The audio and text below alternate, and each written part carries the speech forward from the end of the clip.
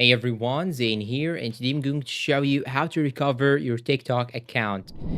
Now, let's say that you have been banned permanently from TikTok and you don't know actually what's the reason and you didn't actually do anything that violate their terms and condition. In this case, you can simply appeal this ban and dispute for their own decision of banning you.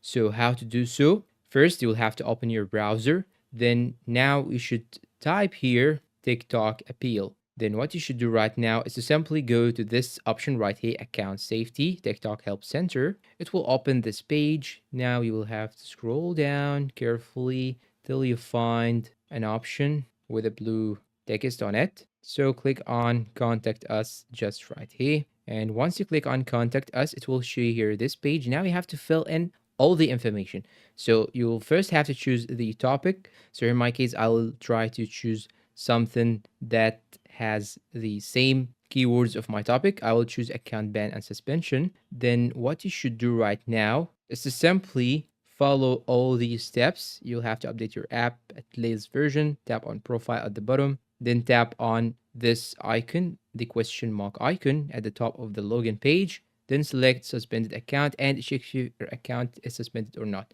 But here in my case, I know that my account is suspended or late, so I'm gonna go back, then click on contact us again. And now I'll have to fill in all these information. You should check these two boxes down below and you should here add additional details. You can simply tell them that you got banned. So I'm gonna type I got banned, for example. And here you can upload a page of the suspension and make sure that you enter a proper email address just in order to send you the email and the solution through it. And after that, you should click on submit right here. And once you click on submit, you will have to wait between 24 hours to 72 hours till they resend you back an email telling you how exactly you should remove the ban. And they will communicate with you and see exactly why did you got banned. And if you didn't do actually anything wrong, they will remove the ban or the suspension.